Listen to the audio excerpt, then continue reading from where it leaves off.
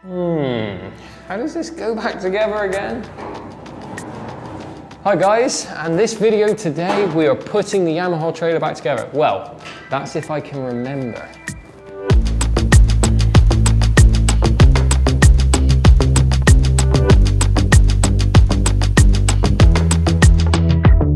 So the trailer is ready to put back together. I've got all of the parts back. If you haven't watched the first videos, watch this one here where I go to the metal shop and have all of the different parts changed, and watch this video here where we go to the powder coaters. Now, if you've never seen the powder coating process before, it's a really cool video, gives you a good insight as to what actually goes into powder coating a product. Today's the exciting bit where I get to reassemble the trailer. That's if I can remember. It's been a while and I can't 100% remember how it goes back together. I had a lot of fun grinding it and cutting it apart, but I did take some pictures, got some bags of the parts, so hopefully I can put it back together.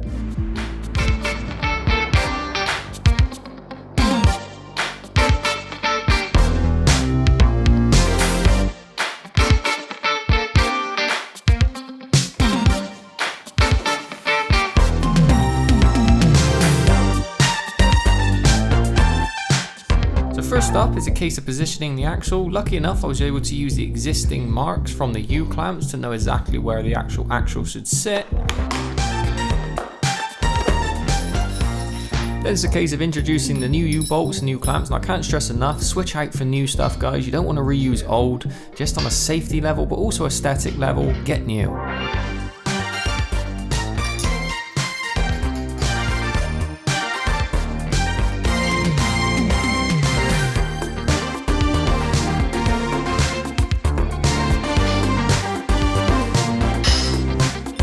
Top tip, do not tighten down your U-clamps until you're 100% confident in the position, because once you have, it will bite into the powder coat and that will become your set position.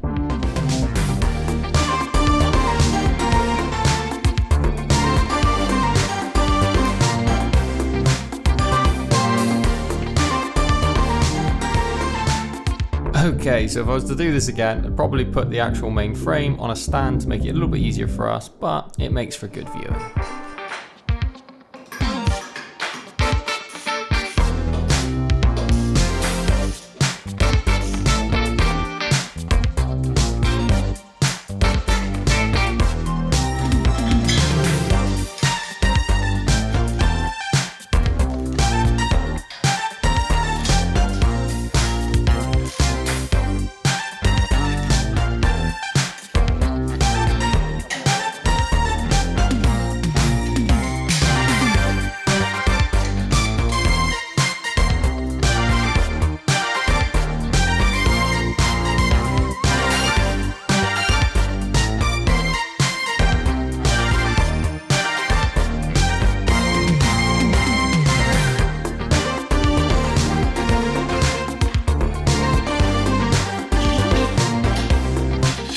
Now for the washer police, yes, I did miss a couple of washers, but I went back across and actually put in the missing ones.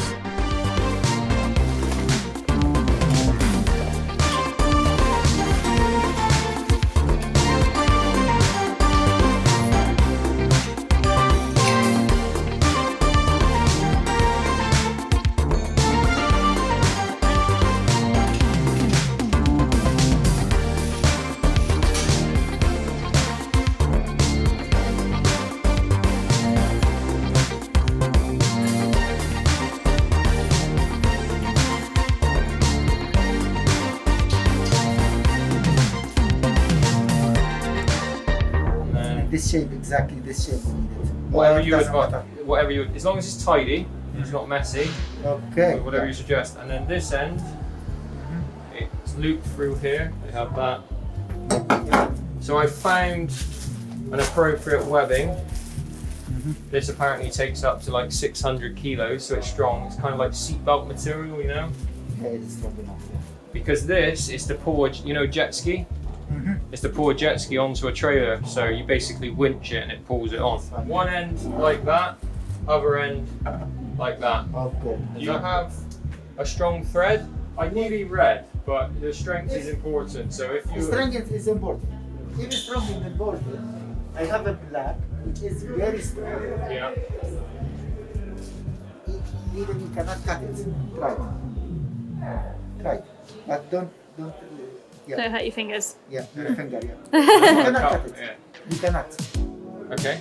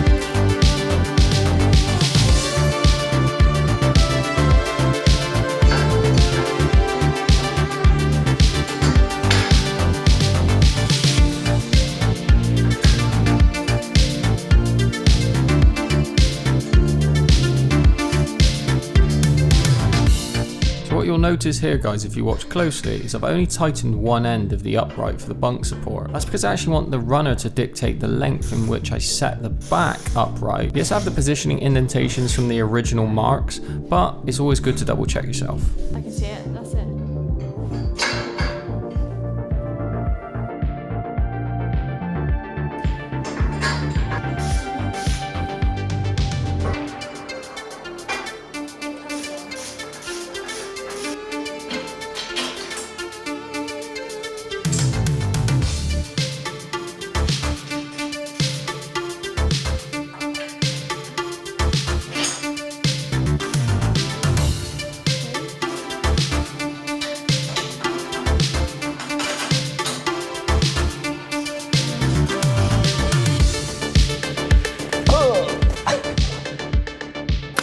So guys, I bet you're itching to see this trailer completed at this point, but you're not gonna see it today. Stay tuned, because next episode I show you guys how to customize and replace your old, tired, worn carpet bunks. If you're like me, this trailer didn't actually have carpet bunks, but rubber bunks, which in my opinion, rubber bunks are rubbish for loading and unloading. They're actually probably, I would say, terrible, and I don't normally commit to saying something's awful unless it's pretty bad. If you've ever got rubber and you put something heavy on top of rubber and tried to push it along, you get that like really horrible friction feeling. So imagine trying to pull a jet ski against rubber, specifically when it's dry and you're getting it off the trailer. So we tackle all of that in the next episode. The focus will be on showing how you modify the existing rubber bunk runners into carpet or carpet ready bunks. Quite confusing. Essentially changing rubber runner bunks into carpet runner bunks. So guys, I hope you enjoyed this fairly snappy little intro to this trailer, kind of like a series that's taken, it should have been a series in its own right, but this mini series dedicated to this trailer. If you're like me and you love 80s backing music, you got lucky today. It's full of montage clips, very Rocky-esque.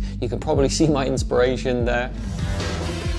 And as some of you guys suggested, less talking. Some of you guys say you love talking, some of you guys say less talking, so hopefully I can find a sweet spot in the middle. Guys, honestly, thank you for watching. You guys subscribing, following, and watching the content allows me to keep making it. If you have already, thank you, but if you haven't, please consider subscribing. It's free, what are you waiting for? But it allows me to get my videos pushed up the rankings. YouTube is ultimately an algorithm-based platform, so it's quite a boring thing, but ultimately, by subscribing, it helps boost my videos, which in turn allows me to keep buying, restoring these jet skis, and making videos for you to watch. If you're new around here, this channel is dedicated to classic two-strokes or two-smokes, the golden era of jet skis, the 80s, the 90s, when two strokes were king. There's a ton of series on the channel, tons of videos from the XPDI to the Wave Raider to the Sea-Doo 1991 XP and 1990 SP to the Dream Garage Jetski series and all of these trailer videos, so there's lots to get stuck into and lots to watch along. And with the summer fast approaching for 2022, there's going to be a ton of content coming along. I'm going to up my game once more, hopefully invest in a drone, Megan, please, and I can make the content even more snazzy and spend more time editing the content for you guys